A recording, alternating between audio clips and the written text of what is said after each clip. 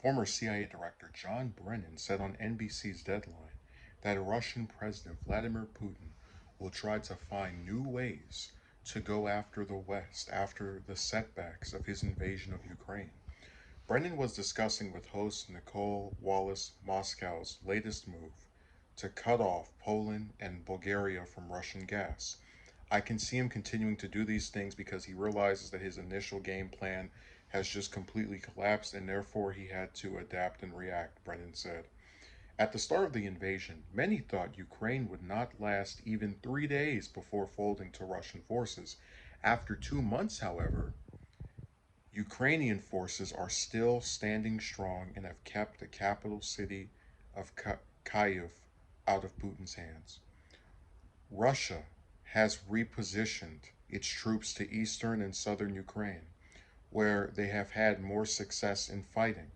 Putin's continued actions against the West, despite missteps in the invasion, are meant to rally support to Russian sympathizers in other countries and deter NATO from continuing to support Ukraine, Brennan said.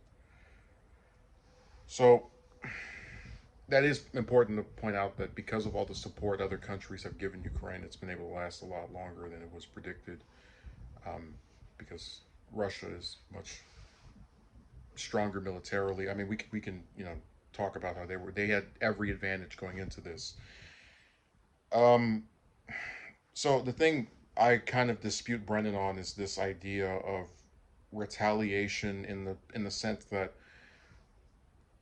a lot of people have been very, in my opinion, stupidly comparing Putin to Hitler, and they're going, "Oh, what he's doing is the same thing as what Hitler did." And I just roll my eyes because Hitler wanted to take over the whole world. Putin, as far as we know, is just interested in Ukraine. And unfortunately, if Putin decides to go after the West, whether that's putting sanctions on us, trying to invade another, which I don't believe he will. I don't think he's going to militarily invade anywhere else. But again, the sanction thing, let's pretend that's a confirmed thing and that he's going to do even more aggressively than now.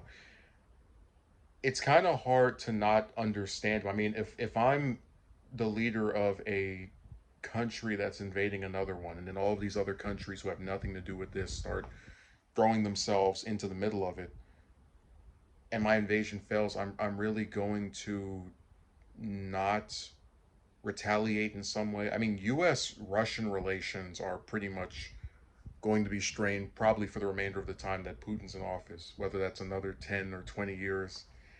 Um, but I don't see him going after other countries in the same way he's going after Ukraine. I don't see him invading anywhere else. The worst I predict are some sanctions, which again, I don't think are not justified. And I know a lot of people hate the idea of like looking at things from the perspective of the Putin's kind of been villainized and he's this evil person, right? But if I'm the leader of a country that's having all these other countries go after, because remember the U.S. for example, just to bring up something that happened, we didn't just put sanctions on Putin and these other members of the Russian military and government. We sanctioned regular people. We had American companies cut off business over there. We did everything we could to make regular Russian people suffer when it came to our sanctions. So I don't understand where he wouldn't feel like, all right, it's time for Americans to get some payback with sanctions.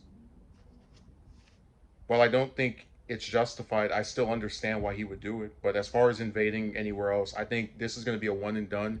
If Ukraine is able to repel Russia, you're not going to see them try this again, at least under their current leadership. Maybe somebody else in like 10, 20, 30 years will try again. But I don't I think currently this is going to set a standard for a long time. If you mess with one country, you mess with a whole bunch of them with all the support Ukraine's getting, which I wish would happen with other countries like Yemen, but that's besides the point.